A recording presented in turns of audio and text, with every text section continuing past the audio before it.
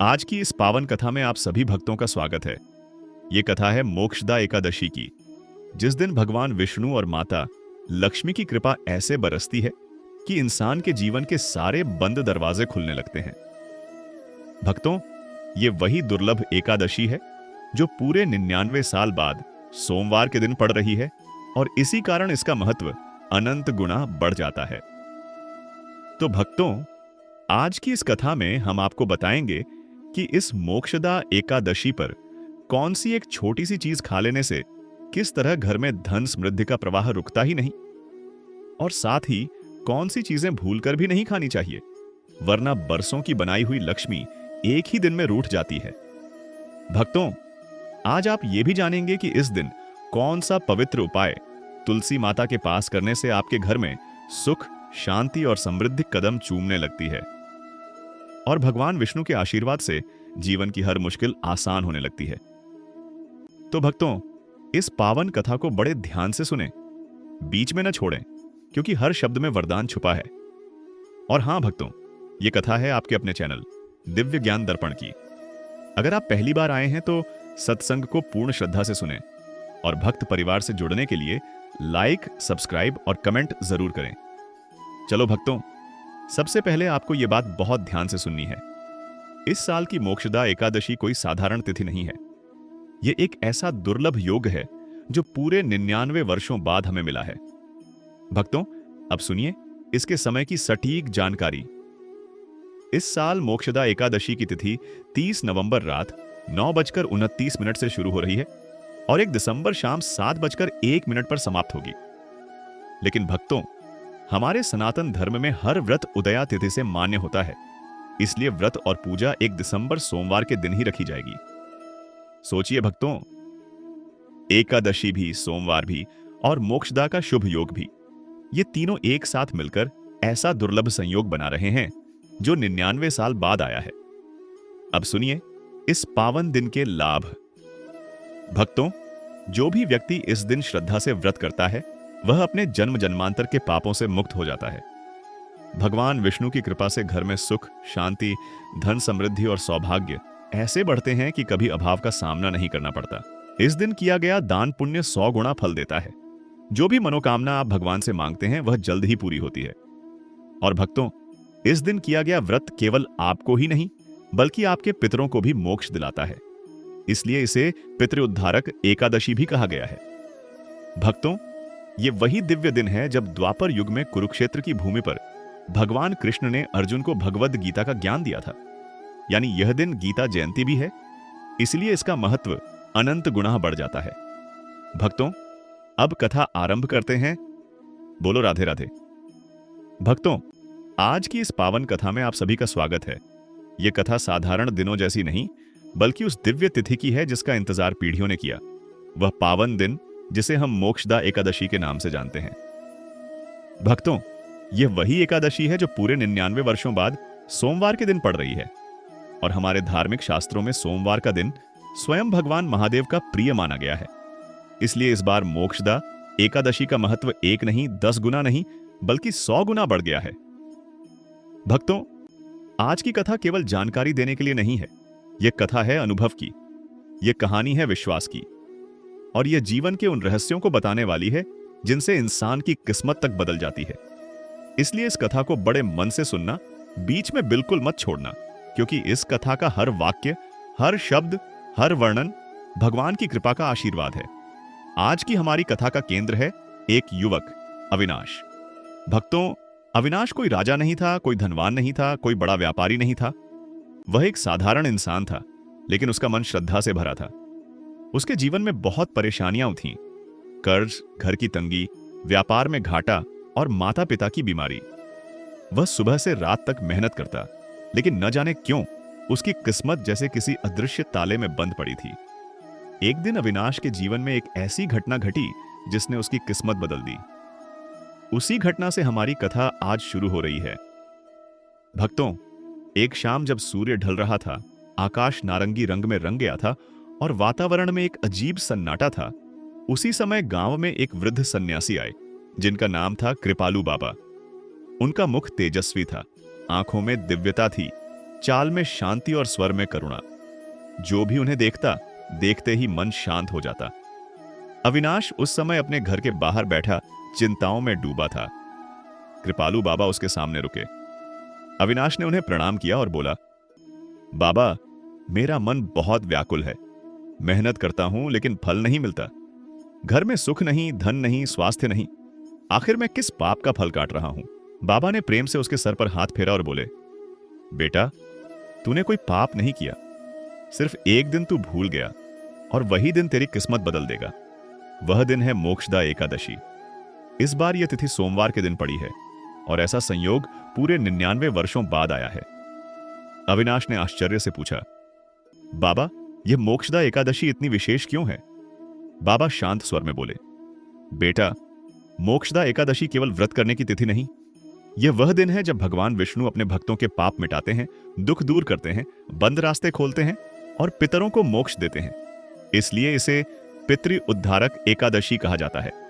लेकिन इस बार इसका महत्व और भी बढ़ गया है, क्योंकि यह सोमवार को पड़ रही है, जो स्वयं भगवान शिव का प्रिय दिन है।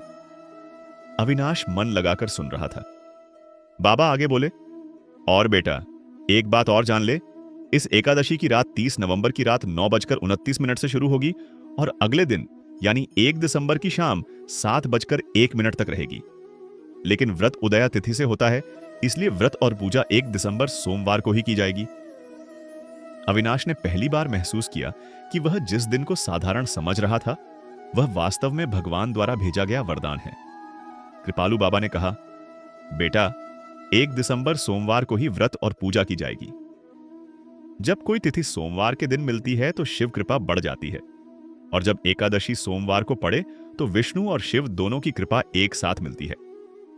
यही कारण है कि यह एकादशी 99 वर्षों में एक बार ही आती है। इस दिन जो भी व्रत करता है, उसकी किस्मत में नई रोशनी आ जाती है। भक्तों, अब अविनाश की आंखों में चमक लौट आई थी। बाबा बोले, लेकिन बेटा, केवल व्रत कर लेना काफी नहीं। इस दिन के कुछ नियम और कुछ खाने पीने की बातें हैं। अगर तू उन्हें समझ लेगा तो तेरे जीवन की सारी तकलीफें मिट जाएंगी। अविनाश ने हाथ जोड़कर कहा, बाबा बताइए ना, मैं सब पालन करूंगा। बाबा बोले, बेटा सुन, मोक्षदा एकादशी पर क्या करना है और क्या नहीं करना, यह जानना सबसे जरूरी है। फिर बाबा ने विस्तार से समझाना शुरू किया। इस दिन किया गया दान पुण्य 100 गुना फल देता है। जो भी मनोकामना आप भगवान से मांगते हैं, वह जल्द ही पूरी होती है। और भक्तों, इस दिन किया गया व्रत केवल आपको ही नहीं, बल्कि आपके पितरों को भी मोक्ष दिलाता है। इसलिए इसे पितृ उद्धारक एकादशी भी कहा गया है। भक्तों, यह वही दिव्य दिन है जब द्वापर युग में कुरुक्षेत्र की भूमि पर भगवान कृष्ण ने अर्जुन को भगवद गीता का ज्ञान दिया था। यानी यह दिन गीता जयंती भी है, इसलिए इसका महत्व अनंत गुना बढ़ जाता है। भक्तों, अब कथा आरंभ करते हैं। बोलो राधे राधे। भक्तों, आज की इस पावन कथा में आप सभी का स्वागत है। यह कथा साधारण दिनों जैसी नहीं, बल्कि उस दिव्य तिथि की है जिसका इंतजार पीढ़ियों ने किया। वह पावन दिन जिसे हम मोक्षदा एकादशी के नाम से जानते हैं। भक्तों, यह वही एकादशी है जो पूरे 99 वर्षों बाद सोमवार के दिन पड़ रही है। और हमारे धार्मिक शास्त्रों में सोमवार का दिन स्वयं भगवान महादेव का प्रिय माना गया है। इसलिए इस बार मोक्षदा एकादशी का महत्व 1 नहीं, 10 गुना नहीं, बल्कि 100 गुना बढ़ गया है। भक्तों, आज की कथा केवल जानकारी देने के लिए नहीं है।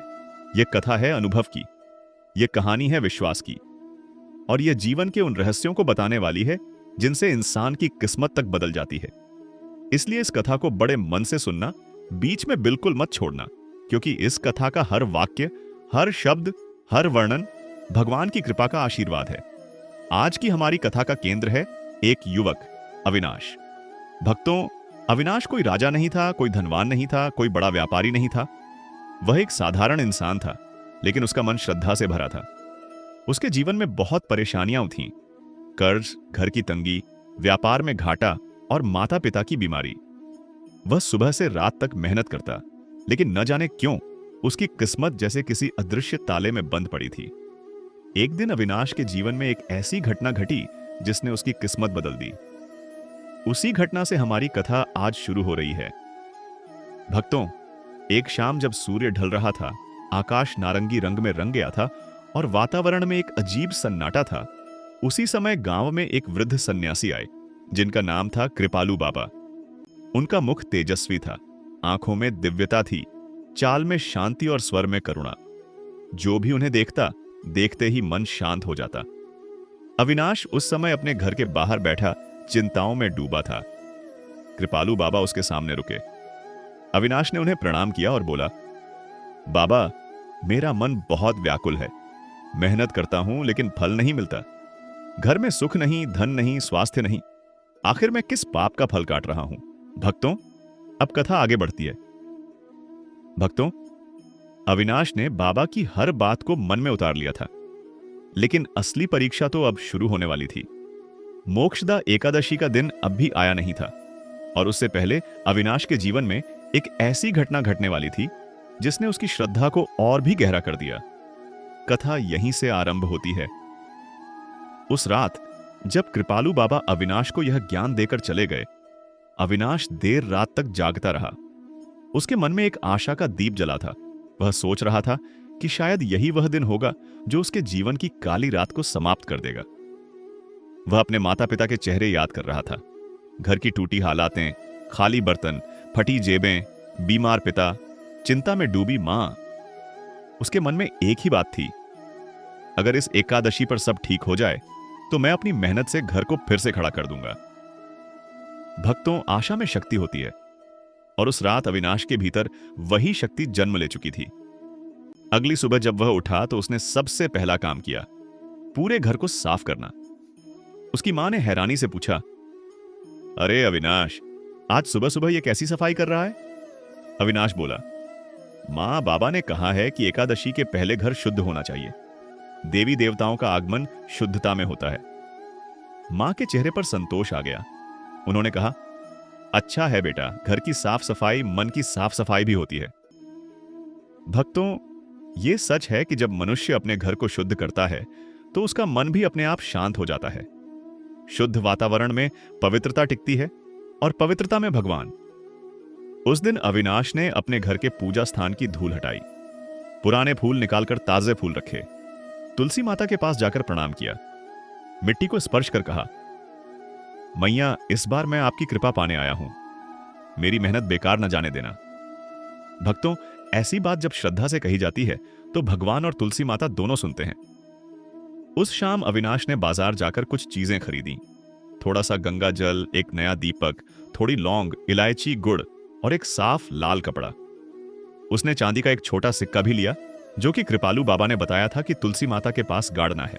घर लौटते हुए उसके मन में एक अजीब सी शांति थी, जैसे वह किसी महत्वपूर्ण बदलाव की दहलीज पर खड़ा है। अब अगले 2 दिन तक अविनाश बिल्कुल वैसा ही करता रहा जैसा बाबा ने कहा था।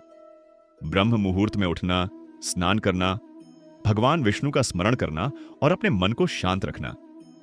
उसे समझ में आ गया था कि व्रत सिर्फ खाने का नियम नहीं, व्रत मन का अनुशासन है, विचारों का संयम है और आत्मा की साधना है। भक्तों, फिर वह दिन आया, मोक्षदा एकादशी का पवित्र सोमवार। 1 दिसंबर की सुबह ब्रह्म मुहूर्त की मंद रोशनी में जब पूरा गांव सो रहा था, अविनाश अपनी चटाई से उठा। उसकी मां ने नींद में पूछा, बेटा, इतनी जल्दी? अविनाश बोला, मां, यह दिन साधारण नहीं, आज भगवान आएंगे। भक्तों, ऐसा भाव रखकर पूजा शुरू की जाए तो सिद्धि अवश्य मिलती है। अविनाश ने स्नान किया, 1 लोटा गंगा जल लिया, आंगन में खड़े होकर सूर्य देव को जल अर्पित किया। उसके मन में उस समय ऐसी कृतज्ञता थी जैसी उसने पहले कभी महसूस नहीं की थी। फिर वह पूजा स्थान के सामने बैठ गया। अपने सीने पर हाथ रखकर उसने संकल्प लिया, मैं अविनाश, पुत्र देवकी नंदन, वर्तमान निवास ग्राम देवपुर, आज के दिन मोक्षदा एकादशी का व्रत श्रद्धा, सत्य और भक्ति के साथ कर रहा हूं। मेरी मनोकामना यह है कि मेरे घर में सुख, शांति और समृद्धि का आगमन हो और मेरे पितरों को मोक्ष प्राप्त हो। भक्तों, यह संकल्प इतना गहरा था कि उसके स्वर की कंपन में भी भक्ति की महक थी। उसने दीपक जलाया, गंगा जल से भगवान विष्णु की तस्वीर का अभिषेक किया, फिर ओम नमो भगवते वासुदेवाय मंत्र का 108 बार जाप शुरू किया। जाप करते करते उसके मन के अंदर जो उथल पुथल थी वह शांत होने लगी, जैसे कोई भारी बोझ उसके मन से उतर रहा हो, जैसे वर्षों बाद उसका मन फिर से जीवित हो रहा हो। भक्तों, यही तो मंत्र का चमत्कार है। मन की धूल साफ कर देता है, दुख को बाहर निकाल देता है। जाप के बाद अविनाश ने पूजन शुरू किया। अखंड फल रखा, तिलक लगाया, फूल चढ़ाए, धूप का अर्पण किया, घी का दिया रखा। ध्यान रखा कि दीपक को उठाया नहीं जाए, जैसा बाबा ने कहा था। उसने हल्की सी खीर बनाकर भी रखी थी, लेकिन वह स्वयं नहीं खा रहा था, वह सिर्फ भोग के लिए थी।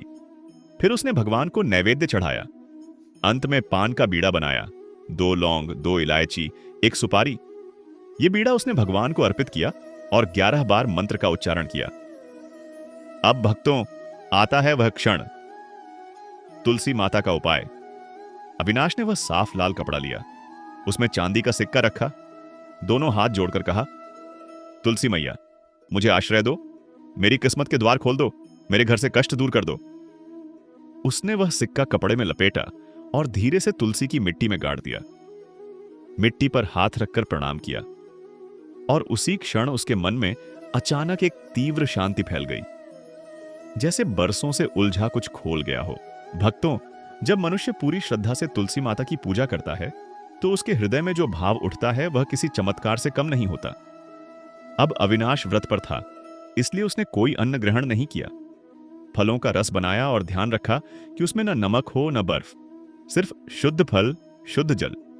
उसने एक छोटा सा सेब खाया, 1 केला और आधा सीताफल। वह याद कर रहा था कि बाबा ने कहा था, सीताफल इस दिन माता सीता का आशीर्वाद है। दिन भर अविनाश का मन भक्ति में डूबा रहा। उसने किसी से झगड़ा नहीं किया, न ही किसी को कठोर शब्द कहा। उसने घर के वातावरण को शांति से भर दिया। उसके माता पिता ने भी उसके साथ व्रत रखा। घर की हवा में एक अद्भुत शांति थी। भक्तों, शाम को अविनाश ने कथा पढ़ी, मोक्षदा एकादशी की पौराणिक कथा। वह पढ़ते पढ़ते भावुक हो गया, क्योंकि कथा में वर्णित दुख, पाप और मुक्ति उसके जीवन के दुखों से कहीं मेल खा रहे थे। रात को आरती की। आरती करते करते उसके शरीर में हल्की कंपी आई, जैसे भगवान की उपस्थिति घर में उतर आई हो, जैसे वह अकेला नहीं बल्कि भगवान के सामने खड़ा हो। उसने प्रसाद बांटा, माता पिता के चरण छुए और रात को चटाई पर सो गया, जमीन पर, जैसा बाबा ने कहा था कि एकादशी पर जमीन पर सोना चाहिए। उस रात उसे एक सपना आया, एक सुंदर प्रकाश जिसके बीच में खड़े थे कृपालु बाबा। उन्होंने कहा, बेटा, व्रत सफल हुआ, अब परिवर्तन होगा, तैयार रहो। अविनाश की नींद खुली तो उसके शरीर में एक अद्भुत ऊर्जा थी। उसने भगवान को प्रणाम किया, पर अब कहानी यहीं समाप्त नहीं होती। असली परिवर्तन अगले दिनों में शुरू होने वाला था, क्योंकि मोक्षदा एकादशी का फल तब मिलता है जब मनुष्य अपने व्रत के बाद भी पवित्रता को बनाए रखे। और अविनाश के जीवन में चमत्कार अब धीरे धीरे प्रकट होने लगेंगे। भक्तों, अब कथा आगे बढ़ती है। मोक्षदा एकादशी का व्रत पूरे नियम से करने के बाद अविनाश के जीवन में धीरे धीरे परिवर्तन शुरू हुआ। अगली सुबह जब वह उठा तो उसे मन में अजीब सी हल्कापन महसूस हुआ, जैसे मन से वर्षों का बोझ उतर गया हो। वह जैसे जैसे अपने काम पर जाता, लोग उसे पहले से अलग देख रहे थे। जहां पहले उसे काम के लिए मना कर दिया जाता था, अब वही लोग बोल रहे थे, अविनाश, अगले हफ्ते से हमारे साथ जुड़ जाना। भक्तों, यही तो एकादशी का फल है। मन का अंधेरा हटता है, राहें खुलने लगती हैं। घर में भी हल्का सा परिवर्तन आया। माताजी की सेहत जो महीनों से धीमी थी, अचानक सुधरने लगी। पिताजी के पुराने कर्ज का एक बड़ा हिस्सा अप्रत्याशित रूप से माफ हो गया।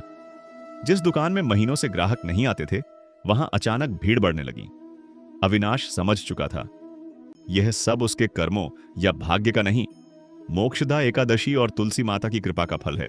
वह रोज शाम को तुलसी माता के पास बैठकर दीपक जलाने लगा। घर में सुख शांति का ऐसा वातावरण बनने लगा था जैसा पहले कभी नहीं था। और भक्तों, धीरे धीरे गांव के लोग भी यह परिवर्तन देख रहे थे। लोग उससे पूछते, अविनाश, अचानक क्या कर दिया तूने?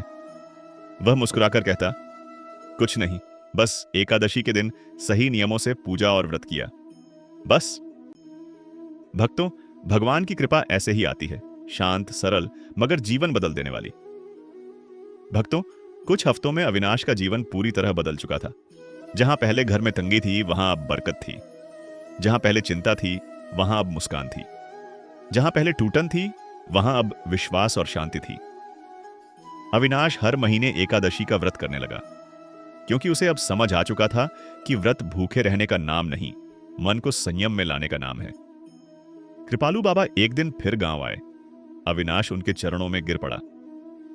बाबा, मेरे जीवन में जो कुछ भी अच्छा हुआ वह आपकी वजह से। बाबा मुस्कुराए और बोले, नहीं बेटा, यह सब तेरी श्रद्धा का फल है। जिसने मन में विश्वास रख लिया उसका भाग्य भी झुक जाता है। भक्तों, यही इस कथा का संदेश है। मोक्षदा एकादशी केवल तिथि नहीं, एक आध्यात्मिक साधना, एक शुद्धिकरण, एक वरदान है। जो भी व्यक्ति इस दिन सत्य, शांति, संयम, भक्ति और नियमों का पालन करता है, उसके जीवन में भगवान विष्णु और माता लक्ष्मी स्वयं समृद्धि और सुख लेकर आते हैं। और भक्तों, इसी शुद्ध भावना के साथ हमारी यह पावन कथा यहीं पूर्ण होती है। बोलो राधे राधे।